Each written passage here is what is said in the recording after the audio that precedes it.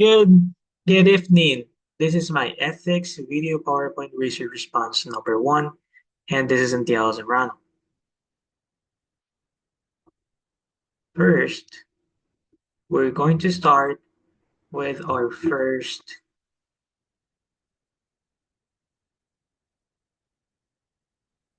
we're going to start with the first ethical relativism. Now, first, there's a definition with this, and ethical relativism can be seen as the claim that the truth of ethical judgments, if such truth exists, is relative to context or culture. So basically, the claim is that what is true for one individual or social group may not be true for another. In other words, if one cultural group has one specific ethical value or one specific moral value, that means that it may be true for them but not true for the other. And an ethical theory grounded about this is, well, is grounded on group of individuals or a culture. In other words, it is grounded on what people agree on and what people can decide on. For example, if a culture decides that, let's say, killing children is acceptable, then that's a moral value that is true for them, true for that social group. We go to the next slide. Now, when considering this theory situation, there can be one that's going on right now that maybe we can notice. For example, arranged marriages. Now, this is seen more commonly in India, as the research shows, rather hereby cited. And we can say that this is a theory, a situation of ethical relativism, because arranged marriages are not something that is commonly seen in the United States, although it may vary between families. But arranged marriages, for example, can be a perfect theory or a perfect situation about ethical relativism, because it may be true or it may be right from one society, from one culture, but maybe here in the United States, it might not be seen as that morally acceptable or that ethical.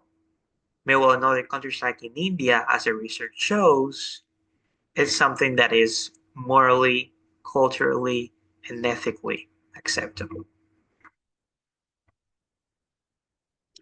Now, we're gonna move forward to our next one, which is divine command theory. Now, what's a divine command theory? Well, first, there's a concise definition about the divine command theory, and it is that morality depends upon God. Now, here's the thing about this, is that it says that the moral obligation consists in obedience to God's commands. So, what's the claim about this ethical theory? So, the claim is basically that this divine command theory is the view and claims that morality is ultimately based on the commands and character of God, and the morally right action is the one that God commands or requires. And of course, all grounding in this ethical theory is based on a theistic framework, because of course, um, one who is an atheist is very likely to say or to argue that this divine command theory um, may not be as accurate. But if one is theistic, if one believes in God, then this divine command theory may be a really, let's say, important theory or ethical standard that we should apply to society. And but something about this we can see in this following situation that was very compelling to me. And that was the situation presented in Genesis 22, chapter 22, verse 2. And I mentioned this because since since the divine command theory is about whatever God says is morally right, or let's rephrase it and say um, an action is right just if God tells you to do it. So there's this example where Abraham, uh, in this chapter 22, was commanded by God to sacrifice his child Isaac. Now, it will be some kind of a murder because he will be killing his son. Uh, I must admit, honestly, that I may not be an expert when explaining these types of events. But here's the question: when Abraham was commanded by God and he was obedient by it, was his act morally right since he was commanded by God? Does the fact that he was commanded by God, um, does that fact imply that what he was doing was morally right? And I just want to leave the question and explore this situation because, of course, I don't really have an answer. But when I was reading this article and hearing in the provided evidence, I said, "Wow, that is a great question," and I want to bring it up in this presentation. And I want to be humble and say that I do not have an answer, but it does explore in depth what the ethical theory situation of this divine command theory is. Now, there's the next one. And this one is more about the natural law. Now, natural law, what is this? Well, in natural law, moral theory, the moral standards that govern the human behavior are in some sense objectively derived from the nature of human beings and nature of the world. That is the provided evidence that we have. And it focuses about nature, constituting, as this is one of the claims, considering that the core of natural law theory is the claim that the standards of morality are in some sense derived from or entailed by the nature of the world and the nature of human beings. Now, of course, unlike the divine command theory, this says that morality comes from the nature of the human. And of course, its grounding is the stability of the human nature, as the idea is that there is a stable human nature that at least sets limits to how men should act in order to maximize the conditions for achieving a satisfactory existence. Now, I do have to point out that we humans are very diverse. We're not the same. And maybe what can be my limit cannot be your limit, cannot be someone's limit. But what natural law implies that we all have a nature. And that nature implies that we all have a standard to live in. We all have like a universal standard. Let's just say, in my nature, I won't tolerate somebody hurting me. And maybe things like stealing, murder, and those kinds of things that hurt a human being can be within our nature. And that is why those can be like universal laws that exist nowadays or universal ethical standards that hey, wherever you go, murdering somebody can hurt someone's life, especially if it is a loved one. So that's why this natural law is so compelling or highly compelling, I must say, because it does emphasize on the nature of the human. Now, the ethical theory situation about this one is simply the penal code. Why a law or why a penal code? Like, let's say the US Constitution may be compelling in this type of theory. Well, as it states that there are universal moral standards that are seen across the time periods and societies, because this centers from the basis of a just society. And just take a look at the U.S. Constitution, where the right of citizens to pursue life, liberty, the pursuit of happiness is a motto, and it is the implication of following this penal code. And we can see how in this constitution, in our constitution, um, certain crimes like murder and rape are unacceptable and are punishable. So that means that, as referred as earlier, as I was saying earlier, there are certain types of universal laws that even in the U.S. Constitution are acknowledged, where we know that rape and murder, they don't bring good to society, and because it hurts the human being, it's almost as it hurts the nature of the human being.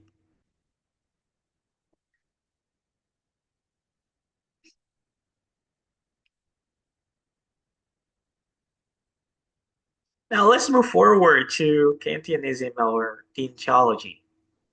Oh, there's a definition about this one. And deontology is an ethical approach centered on rules and professional duties.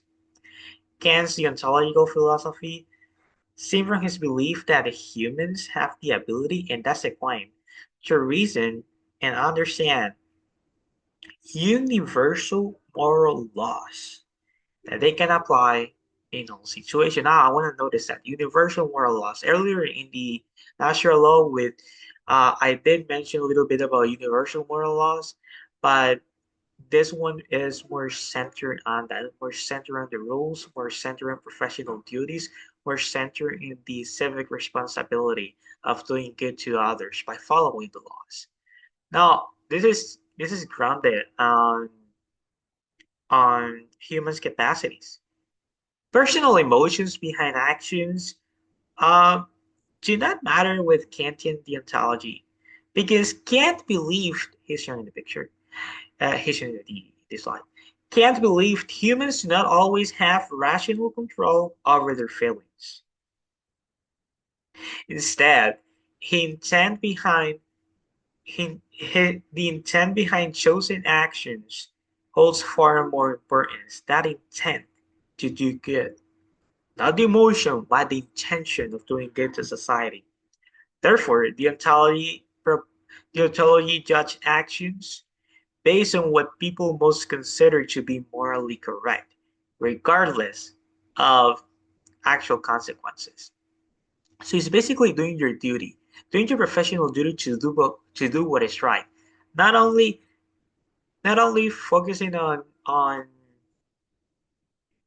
emotions per se, but focusing on doing good to others, doing what is morally right, regardless of the consequences. Now, someone can say, "Oh, that's great. That's awesome." But let me just go to this situation.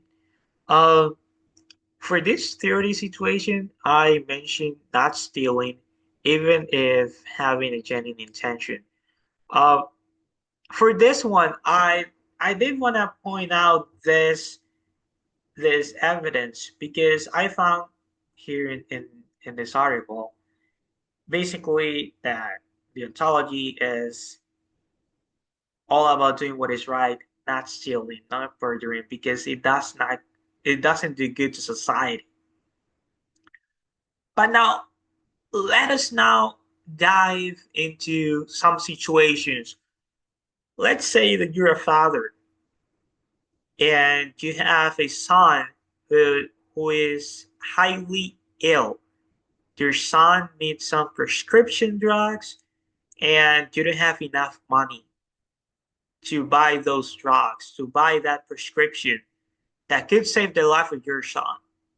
Now, according to the ontology, and let's say that the only way to half that money is to steal, deontology says, or Kantianism says, don't do it. Because even though it might have the consequence of saving the life of your son, you're not doing what is morally right, which is following the rules and following the professional duties.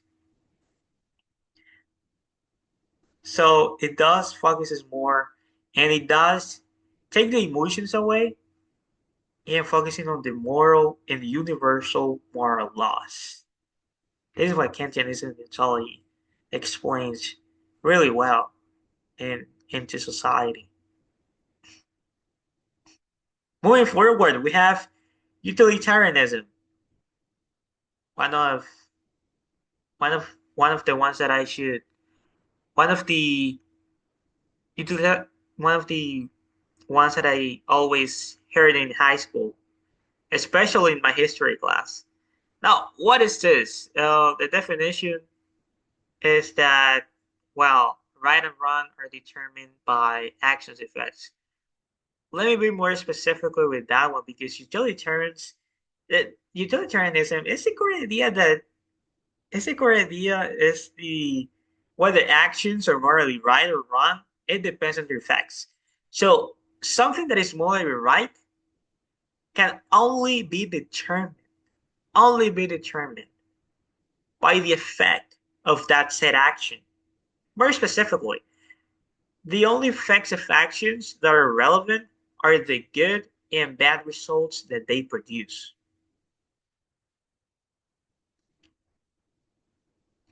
So if you do something that follows up with a good result, then according to utilitarianism, it's morally right because something that has a good result benefits can benefit a high number of people. But it's something with a bad result that does not benefit anyone. That's not morally right to do. Now you can notice in here that it's always like there's no universal law or no standard.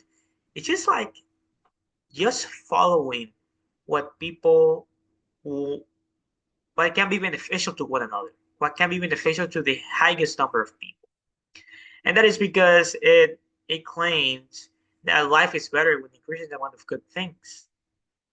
Utilitarians believe that the purpose of morality is to make life better by increasing the amount of good things such as pleasure and happiness in the world and decreasing the amount of bad things such as pain and unhappiness. So we're focusing more on emotions, happiness, pleasure, good things, morally right.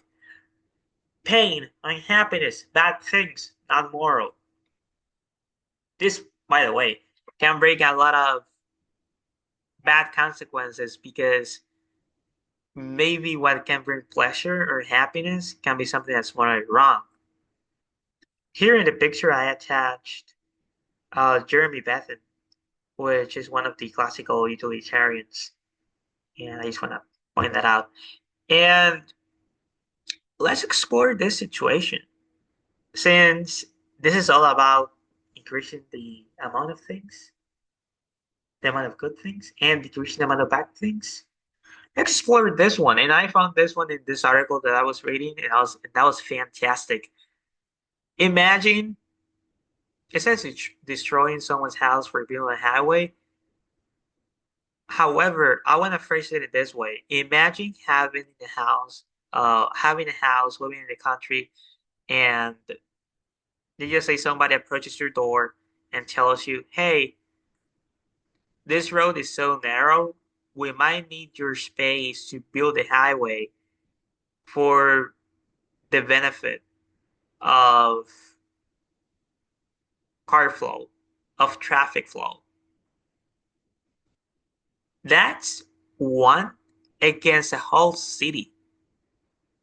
That's one against, and if you say no, then according to utilitarianism, you're not doing what is morally right because you're not benefiting the the the great number of people. It's almost like utilitarianism focuses more on benefiting the community and yourself, or taking our selfish ideas away just to benefit people. So this situation that many people have lived in life, whenever somebody approaches and says, "Hey, I know you have a beautiful farm here, but it's just an extra highway, and we might need two extra lanes. Can we just have it?" And by exploring this aspect, I should say that this could be a great issue because maybe that person that can be in a house, that can be in a farm, maybe worked that farm for like 30 years. And just destroying that for building a highway, it will benefit people, it will benefit traffic flow, but what about that person? Again, this is a theory situation about utilitarianism that I want to point out. Now we're going for virtue theory. What's virtue theory or virtue ethics? It emphasizes the role of character and virtue in moral philosophy. Virtue ethics is a broad term. Uh, and rather than doing one's duty or acting in order, it, it focuses more on virtue and moral philosophy rather than just following the law or just following, you know, duties, professional duties to have good consequences. It focuses more on being virtuous because that's the claim. The claim of this virtue theory is for people to become virtuous people. Most of virtue ethic theories take their inspiration from Aristotle, who declared that a virtuous person is someone who has ideal character traits. These traits derive from natural internal tendencies. However, once established, they will become stable because indeed they have to be nurtured. Unlike the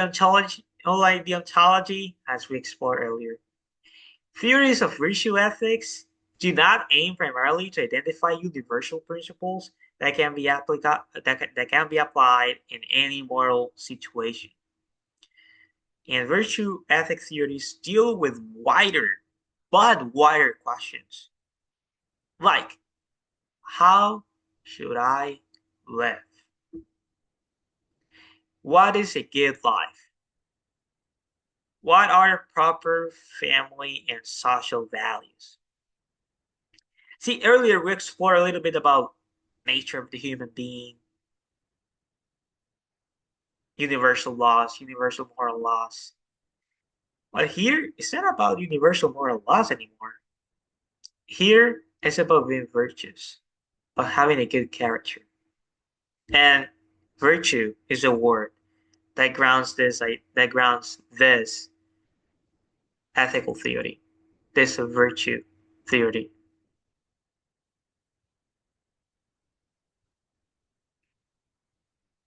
And indeed, a theory situation, pri- having as your priorities, traits, then duties.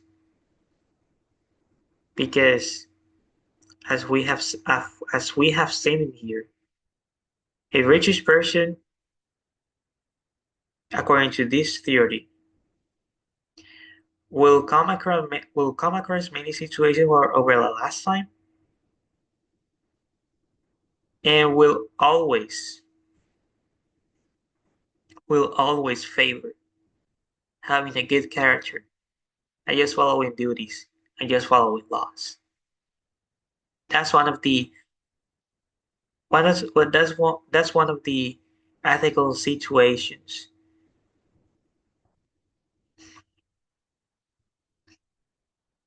Now we're here in the last one, contrarianism.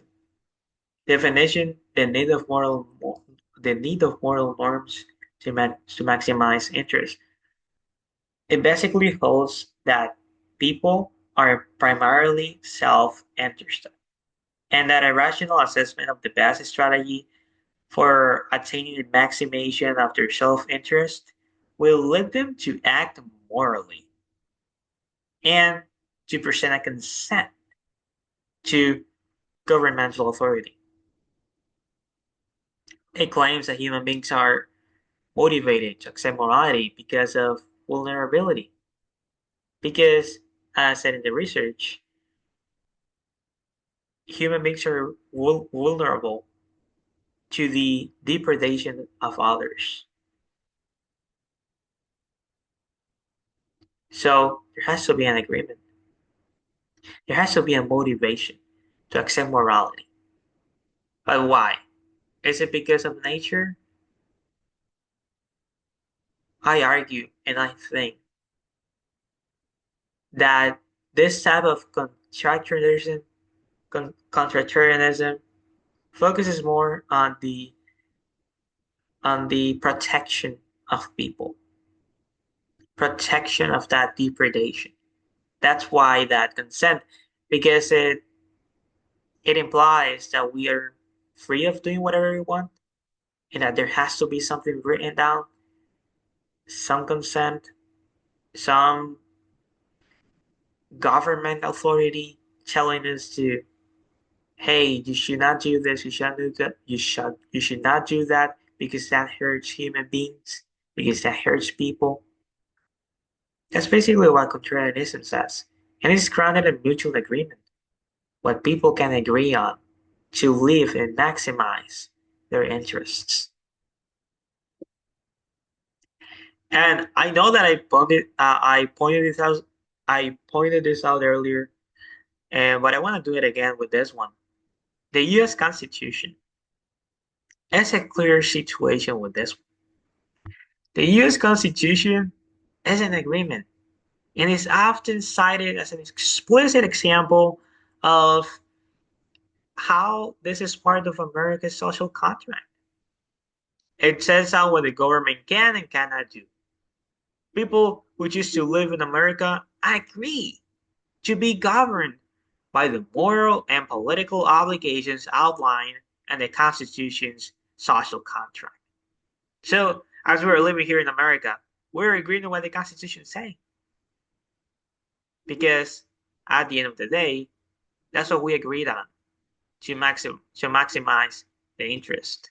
Now, again, I'm just speaking as a contrarian uh, person, but this is just for the purpose of this slide.